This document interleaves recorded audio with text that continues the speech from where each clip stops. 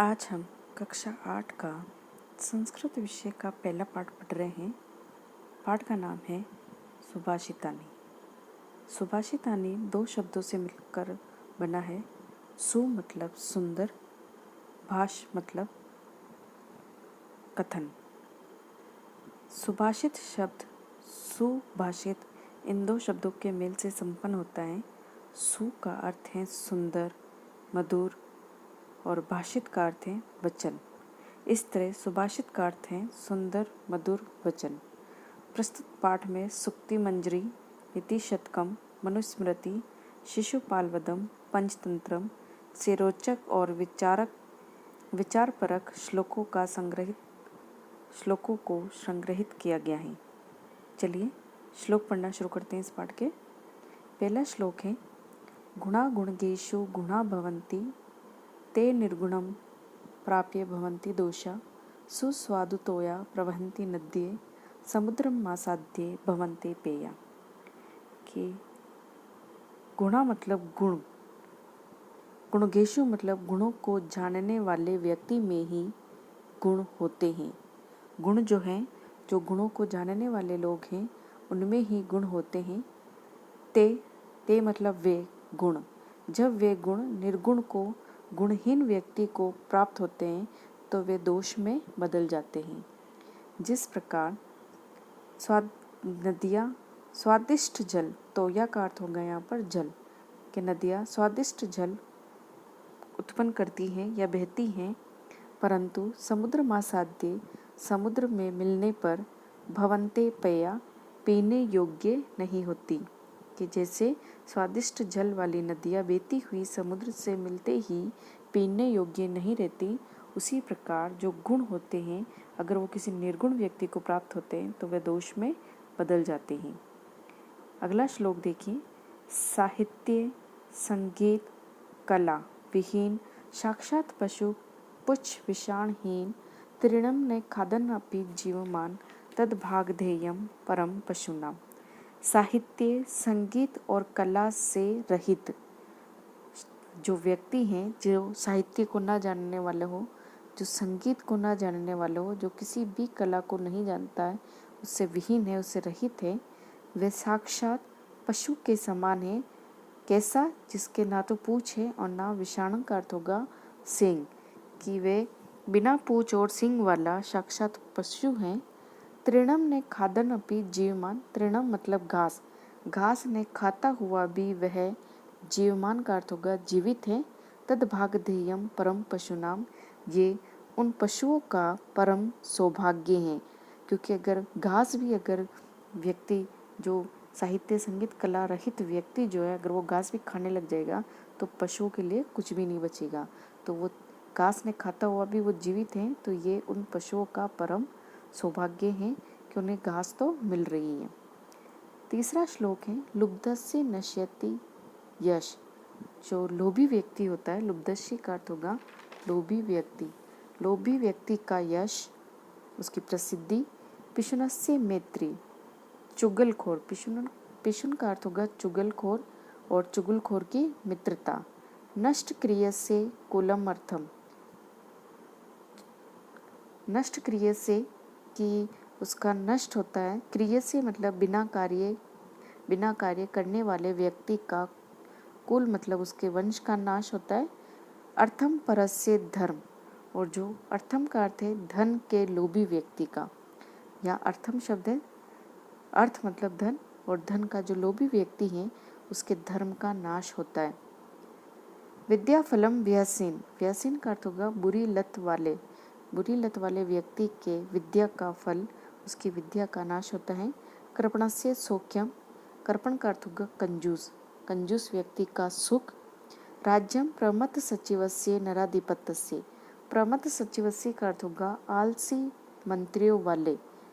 नराधिपत्य मतलब नराधिप का अर्थ है या राजा, राजा का पर्यायवाची शब्द है नराधिप, कि जो आलसी मंत्रियों वाले राजा हैं उसका राज्य नष्ट हो जाता है। वापस देख लो। लुब्धस्य नश्यति यश, जो लोभी व्यक्ति हैं उसके यश का नाश होता है। पिशुनस्य मैत्री, जो चुगलखोर होता है उसकी मित्रता का नाश होता है। नष्ट क्रिय से कुलम, जो बिना कार्य करने वाला व्यक्ति होता है, जो कोई भी कार्य नहीं करता है, उसके वंश का नाश होता है। अर्थम परस्य धर्म, और जो दूसरे के धन को या धन का लोभी व्यक्ति है, उसके धर्म का नाश होता है। व्यसन मतलब बुरी लत वाले व्यक्ति के विद्या का फल का नाश होता है। कर्पणस्य सौख्यम, जो कंजूस व्यक्ति है, उसके सुख का नाश होता है। प्रमथ सचिवस्य, जो आलसी मंत्री वाले जो राजा हैं, उसके राज्य का विनाश होता है। चौथा श्लोक है, पीत्वा रसम तो कटुकम मधुरम सम्मानम माधुर्यमेव जन्येत मधुमक्षिकासु। मधुमक्षिकासु से लेंगे। मधुमक्षिका मतलब यह मधुमक्खियाँ। पीतवा रसम, रस कौन सा रस? कटुकम मतलब कड़वा, मधुरम मतलब मीठा, कि यह मधुमक्खियाँ कड़वा और मीठा रस समान रूप से पीकर माधुर्य मेव जनियत, माधुरता को, मीठे को ही, मधुर रस का ही निर्माण करती हैं। कि यह मधुमक्खियाँ कड़वा और मीठा रस समान रूप से पीकर मीठे रस का ही निर्माण करती हैं। तथे संत, तथेव में तथेव पहले लेंगे। उसी प्रकार संत व्यक्ति, महान व्यक्ति समान रूप से सज्जनों के और दुर्जनों के, अच्छे व्यक्तियों के और बुरे व्यक्तियों के वचनों को सुनकर मधुर सुक्तियों का, मधुर वाणी का ही निर्माण करते हैं, मीठी वाणी ही बोलते हैं। अगला श्लोक देखिए। अब इन श्लोकों को मैंने नंबर दिए हैं, ये नंबर 99 नंबर है। जब हम हिंदी अनुवाद करेंगे तो आपको इन 99 नंबर का ध्यान रखना है। तो 5वां श्लोक है, विहाय पौरुषम यो ही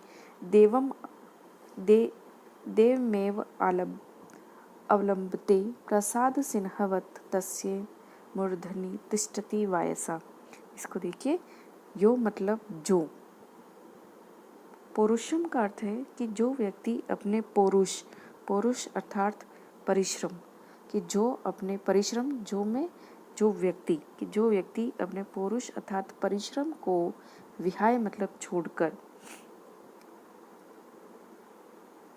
ही देवम आलभ्यते का अर्थ होगा कि दूसरों के भाग्य का सहारा लेता है।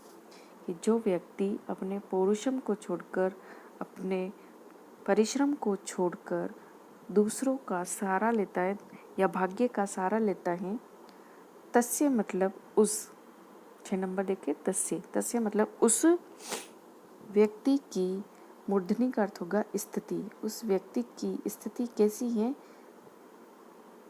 प्रसाद सिन्वतस्य, कि भवन पर, महल पर बने हुए, सिन्वत का अर्थ होगा शेर की तरह होती हैं, जिसके सिर पर कोवे बैठते हैं। वायसा का अर्थ होगा कोवे।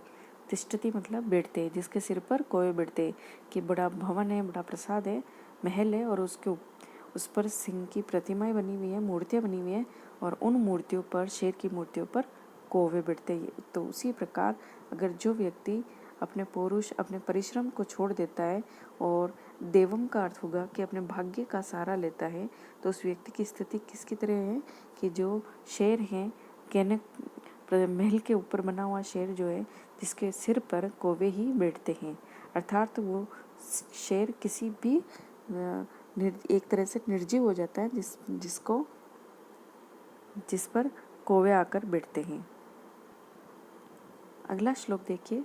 पुष्प पत्र फलम छाया मूल वल्कल दारूबी धन्य महिरोहा येषाम विमुखम यान्ति नार्थिन। नार्थिन न अर्थिन, 2 अलग अलग पद हैं, इनको हम देखेंगे नंबर से। मरीरोहा का अर्थ होगा पेड़, वृक्ष। तो वृक्ष कैसे हैं? पुष्प मतलब फूल, पत्र मतलब पत्ते, फल, छाया, मूल का अर्थ है यहाँ पर, मूल मतलब जड़, वल्कल का अर्थ होगा यहाँ पर छाल, और दारूबी मतलब लकड़ी। जो वृक्ष है जिसमें जो हमें पुष्प, पत्ते, फूल, पत्ते, फल, छाया, उसकी जड़, उसकी छाल और दारूबी का अर्थ यहाँ पर लकड़ी आदि से युक्त है, वह पेड़ धन्या मतलब धन्य है। येषाम विमुखम यान्ति नार्थिन, कि येषाम मतलब जिसके कारण ना अर्थिन में अर्थिन शब्द का अर्थ होगा याचक, मांगने वाला। कभी भी उन पेड़ों से विमुख नहीं होते, निराश नहीं होते, अर्थात पेड़ों के पास देने के लिए बहुत कुछ है। तो पेड़ों हमें इतनी सारी चीज़ें देते हैं कि हम जो मांगने वाले याचक हैं, याचक मतलब मांगने वाले, कभी उनसे विमुख नहीं होते या फिर निराश नहीं होते। अगला श्लोक है 7वां श्लोक। चिंतनीया हि विपदाम आदावेव प्रतिक्रिया न कूप खननम युक्तम प्रदीप्ते वहग्निना ग्रह। इसको भी नंबर से देखें।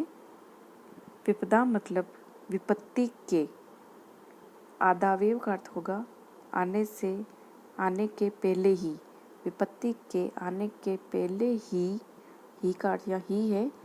प्रतिक्रिया चिंतनीय, प्रतिक्रिया मतलब उसका समाधान, चिंतनीय मतलब ढूंढ लेना चाहिए, कि विपत्ति के आने से पहले ही उसका समाधान ढूंढ लेना चाहिए।